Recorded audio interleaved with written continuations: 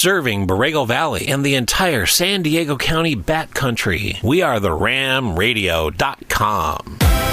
And now, here's part one of the long-awaited Denny Duvall interview with a little bit of fun banter at the beginning. I hope you like it. All right, so I'm just going to edit this down. I'll fix it in post. I assume you have ways of editing this afterwards anyway, right? Yeah. Well, that's a saving grace. Because we try not to do things that are not safe for work here. No, that's funny. People that know me, they do not put me on speakerphone. That's funny. Actually, I did one time when Monica was next to me. All right, so I'm going to start now. Okay. All right, so do a little beep. There we go.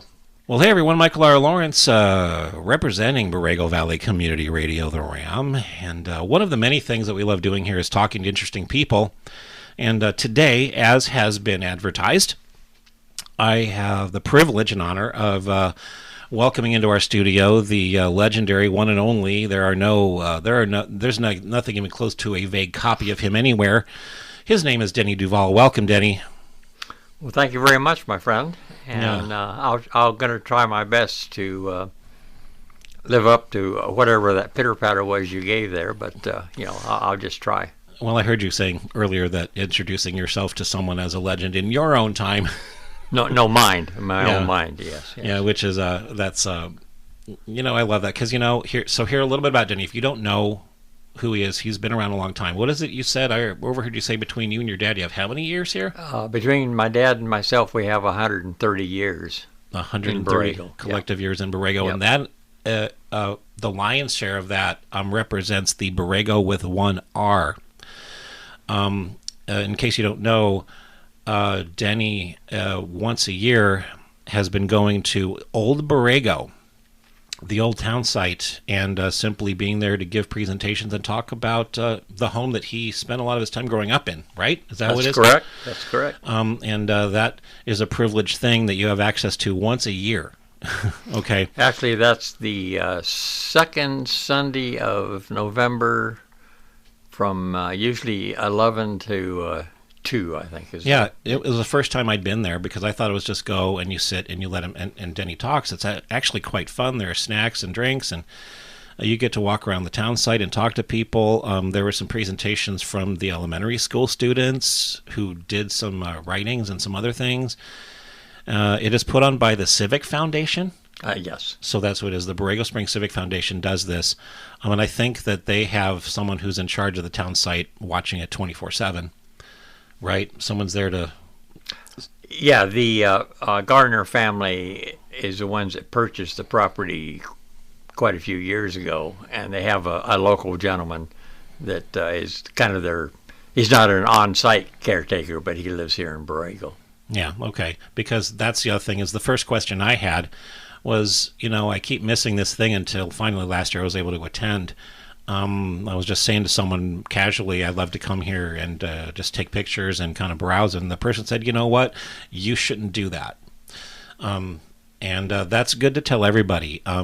Old Town Borrego, it's great to get on your calendar to go see this thing when they do open to the public, because it is just public wandering at random is discouraged. Because it is a protected site. And how do they know you're not going to go there and vandalize? You might get approached by someone who tells you to leave. So even more reason to put it on your calendar, because that house is you spent all of your time as a little boy there, or most of it?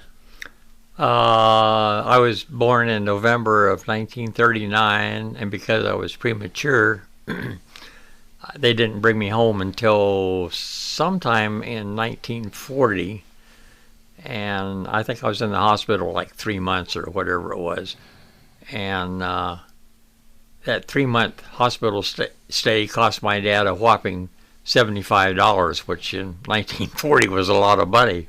But today we just kind of giggle about that amount. But it was a big deal then. Wow. Well, and to that end, I'm reminded that your parents or your father operated the general store there. Yeah, he and his brother bought that store and the property in 1936. 1936 was also the year that he married his wife, that they were married through their entire lifetime.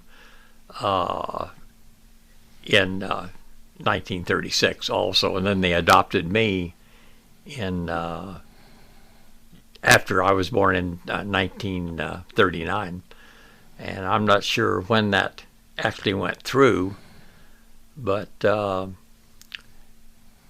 used to be a guy that worked for the phone company down here in the late 40s, 50s and stuff, and his name was Gil Turrentine, and his grandfather was the sitting judge that signed the papers on my adoption. It was Judge Turrentine, and that's just kind of interesting to me because I was good friends with the grandson, Gil, for many, many years. I'm not even sure if he's still alive or not, but he retired, of course, a long time from the phone company. So that's just kind of a little thing there to throw in. Okay, yeah, no, that's all great information. I mean, I lap this up. I love history, and one of the first things I became interested in was what's Borrego all about? Because one of my first experiences driving around Borrego Springs, and we're going to cover that in a moment. Borrego versus Borrego Springs. I notice that the town either looks like it's thriving or abandoned. It depends on where you drive. You drive out toward Henderson Canyon or down DeGiorgio Road or any of those places, you see what are apparently abandoned palm tree fields, abandoned agricultural areas, overgrowth, lots of dry brush. You'd see a golf course attached to De Anza that's actually within fairly recent years has been abandoned, and then you see places growing and things being built, and there is a massive story there that I want to cover at some point in time. Denny here represents mostly the Borego with one R, and that references the original town site. So that's what I really want to talk about a lot with him about, is because that is a major part of what Borrego's true heritage is. There is another Borrego that has two R's that became Borrego Springs, and that's another story. But I would love to hear you kind of describe a little bit about life in old Borrego, because Denny does know what it's like. And he reminded me one time when I was asking him, to regale me with all these memories, and he kind of said, well, I was a little boy at the time, so I don't know how much I retained, which is true. He wasn't his age back then. That he is now, but I would love for you to just sort of say a couple things about what it was to grow up in old Borrego and kind of be someone who was the son of someone who ran the general store, and what life was like there, and kind of lead up to a little bit to when things started transitioning toward Christmas Circle and the new Borrego Springs. I'd like you to kind of cover that a little bit. Yeah. Well, as I said, in my younger years, my retention wasn't that great, and as my close friends constantly remind me, it isn't too great even now, so I'm not too sure that that's ever going to get better. But I would have to say that the original time I spent in Borrego, of course, was pretty neat. I can remember coming down the grade on the south end of Borrego at night, and there was only, I can remember when there was as little as 6 different lights on, and we knew that it was this person's house and that person's house, and we knew who it was by location and the name of the people that were there, and there's no way you could even make a wild guess now. I guess you could tell the airport, for example, but as far as picking out individual spots, it'd be a lot different then than it is now. But I would have to say it was very comfortable. It was safe. The people were extremely nice, and you were, somebody would always know, where you were if you weren't at home or whatever. And there was no phone system until, oh, good gravy, had to be the middle 50s before we even got any kind of phone service. That consisted of 6 payphones, and that was it. But I would have to say, it was very comfortable and felt very secure. living here. Now, my dad, when the transition started from 1R spelling to 2R spelling, he would not even mention the double R spelling or anything to do with it. I've been here long enough that I realize and understand that Borrego has two histories. They're both legitimate, and I find it to be advantageous to people to know both histories, and the majority of them actually kind of lean toward the original history, and they get more out of it, and that's what I tell people that will happen, and I think it's good for people to know and understand and make a decision. It makes no difference at all, but at least they're a little more educated, and they have a better understanding of the different things that are here in Borrego that stand out so much. Yeah, that's it. That's a great perspective, and I actually like the fact that you said that the majority of the people you encounter favor the original Borrego history. That's great to hear, because the second history, yes, it's legitimate indeed, and it involves a lot of real estate decisions and a lot of corporate choices to puff up the image of Borrego into Borrego Springs, and that's a lot of that is why we have what we have now with Christmas Circle and the mall and the center, and the life that became centered around the Christmas Circle Park instead of the old town site. And I would love for you to tell me, as you have told so many people in private, I would love for you to publicly talk about specifically that transition with 1R and what that represents, and then the transition to the 2Rs, because first of all, it's not a Spanish word originally. This is correct. When my dad and his family first came down here in 1928, there was still a few of the original Indian elders were in and around or near Borrego. And the story I'm going to tell you is what was told to my dad by various elders that he talked to over the years. And basically, in the Indian culture, they had they had children, and they became teenagers, and they had to suffer through teenagers just like we do. And there would always be a conglomeration of the younger generation that didn't want to follow the rules and regulations. And the elders would bring those in for a counseling with the elders, and it would go something like this: you're not following the rules, you're not paying attention to what you're being told, so as a result you're refusing to follow our rules, so here's a day's supply of food, and you are invited to leave and not come back.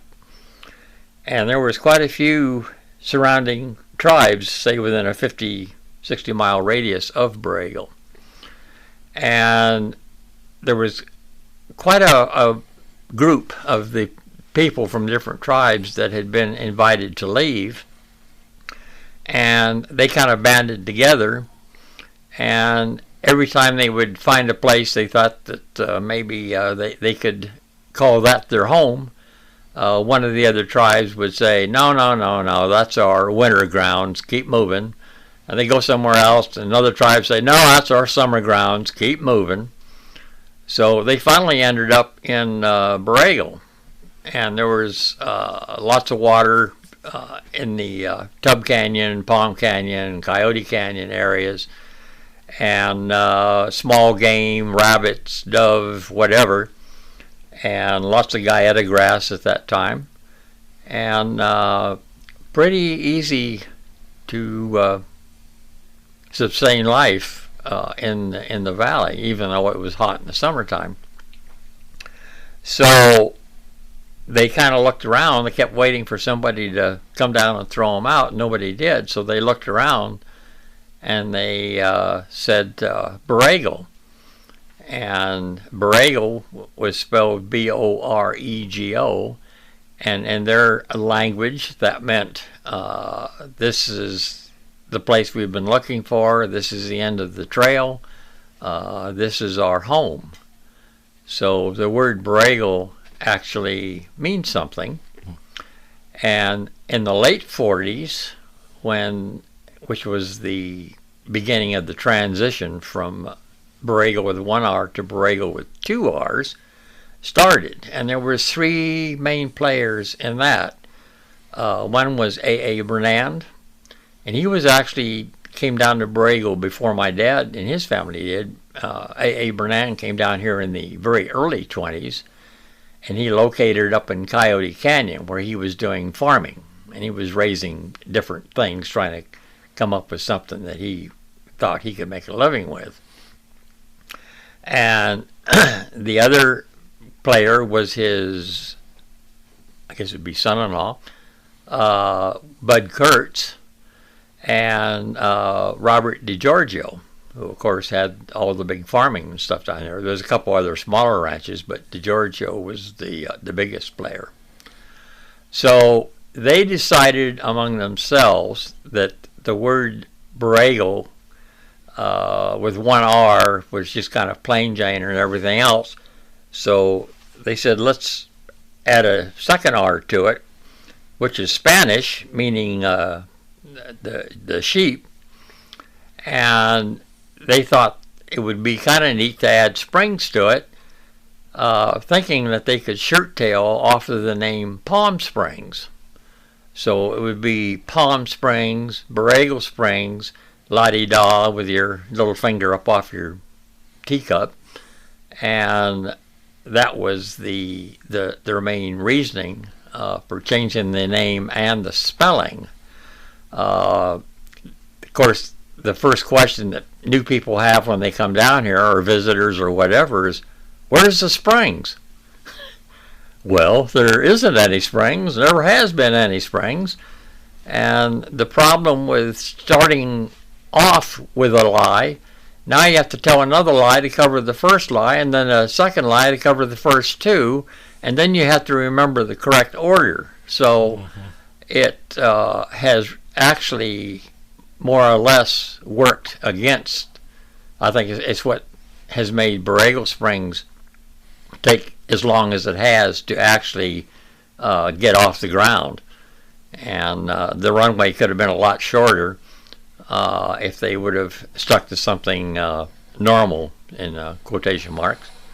Yeah. But that is basically the story behind that.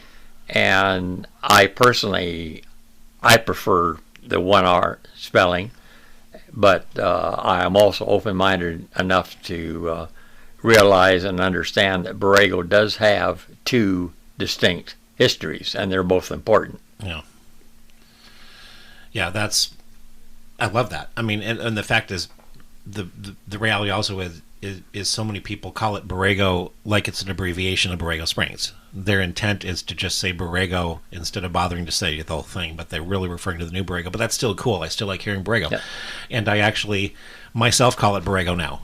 I barely call it Borrego Springs unless I'm speaking in an official capacity somewhere, because, you know, most people use that as shorthand anyway for Borrego Springs. Well, up until 1955, first trust deeds, any legal things that had a address referring to Borrego, which the mailing address for Borrego all those many years ago was our address was our name. See, how did it go? Oh, Star Route, Borrego, Julian, California. Oh, and that was how the mail got here. Okay. And that was, I would say it was actually in the like 53 or 4 when they actually got a post office in Borrego Springs part of the town going. And then they got a then they had their own post office. Yeah. And then a zip code later when they started doing that. Yeah. And but all the legal documents and stuff was Borrego Star Route. Borrego Star Route. Yep. Okay.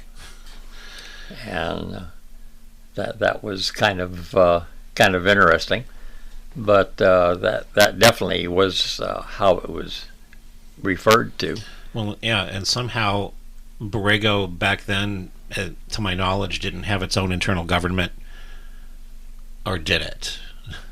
Because they might have had a chamber of commerce or something like that, but no official governing agency. No. Because to this day, Borrego Springs does not have a governing agency on its own. It's still unincorporated San Diego County. That's correct. And that's an interesting thing for a town to have such a massive infrastructure, even a water agency, and a wastewater management facility, but still no actual governing agency, which is very interesting. And I think that's kind of what lent itself to, like, okay, well, we feel like changing the name to Borrego with 2 R's because we want to, and that just stuck because there was no governing agency to step in and say, wait, you can't do that without our approval. Well, what has materialized, I would say, over the last 10 to 20 years is, for example, local fire departments and stuff will be taken up by agencies that are from the city or San Diego County area is closer to them. In fact, I believe the Borrego Fire Department is under Cal Fire at the time, and that also allows them to get more expensive equipment, radios and stuff like that, because they're drawing from the tax base of all of San Diego County as opposed to just Borrego itself. So I think that's worked into healthcare and doctors and hospitals and so on and so forth. It's more of a bigger county entity than just a small individual community. Yeah, and there are advantages and disadvantages to not having a local government. As a business owner, I kind of dig it because I don't have to answer to a local government and pay more money to have a business here. I just have to deal with the county. So that's just my personal thing. But, that really is a topic that could be covered like crazy. I could go down several rabbit holes. But the one more I want you to do, because this is not all you're going to hear from Denny, because there's so much to talk about. However, we're at 22 minutes, so we'll keep it kind of within the half an hour realm. I really want you to tell the story of Big Chief Rain in the Face versus Indian Head. I want you to tell that story. You told it at Old Borrego too. I did. And it's one of your big stories, and I think it's important to know, because when I first heard it called Big Chief Rain in the Face, I said, you got to be kidding me. You made that up. Because it sounds insulting at first here to me. No, Indian Head's much more nice, right? Do you agree, listeners? Anyway, he's going to clear it up right now. Okay, and I imagine there will be a blip here somewhere, but anyway. Yeah. Maybe. I don't know. Maybe I can make it to where he doesn't have to blip it. Basically, and this was also told to my dad by the older chiefs and stuff that were still around, so on and so forth. The really neat mountain to our west has been known as Chief Rain in the Face for at least 100 years. And I feel that I have been raised under the watchful eye as a small infant up through even today, and I feel very comfortable and what have you when I come into the valley. And I always come in from the south side. I don't go any further north than, in other words, if Chief Rain in the Face has disappeared, I don't usually go any further than that. I like to stay in the part of the valley to where I can see him. And I feel like he has watched over me my entire life, and I feel very blessed by that. So the Indians had two things. They had Chief Rain in the Face to the west, and on Coyote Mountain, and this is a little harder to decipher, what they referred to as the Indian Maiden. Now, the entities that came in here in the late 40s, early 50s,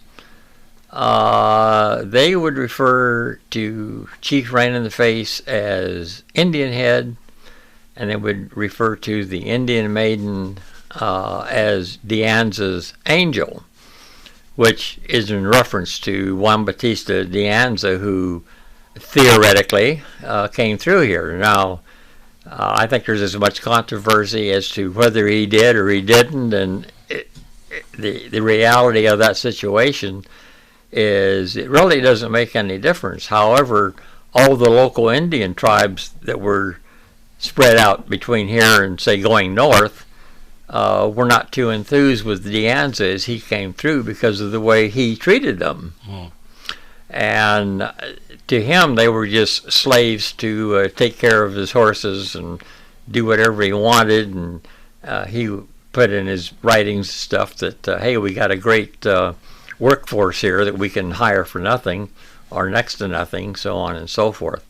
So not too interesting to the people that the Native Americans that grew up around here.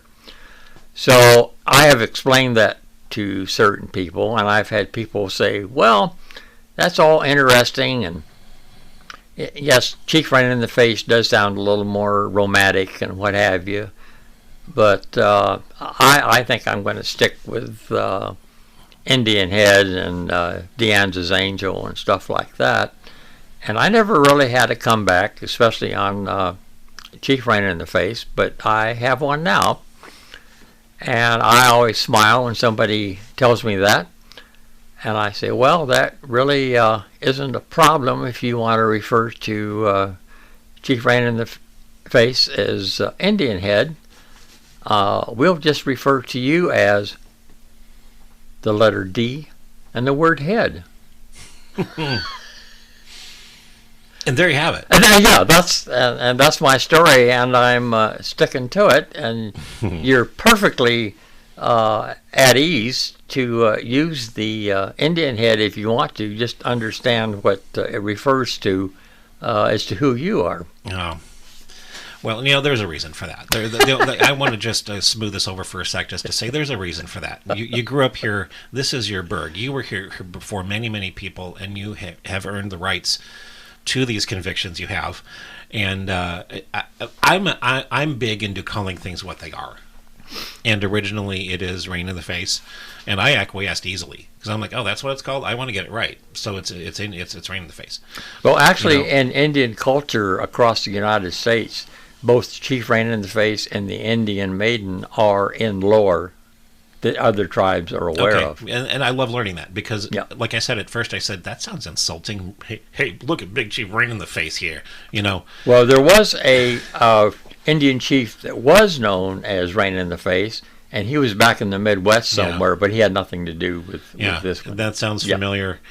But no, thank you for all that. I love that you clear that up. And so this is, as I segue, as we wind this up here, Denny is a man of many stories, and when you talk to him in private, he's got some colorful ways of talking, and I personally think it's awesome. I love it because I love the personality, I love the heart, and I love the genuineness of it. It's real. This is raw stuff, man. I love that kind of stuff. I don't like to mince words either. So he's a privilege and honor to chat with and just chit-chat and have fun bantering with, if you ever get the privilege to do that.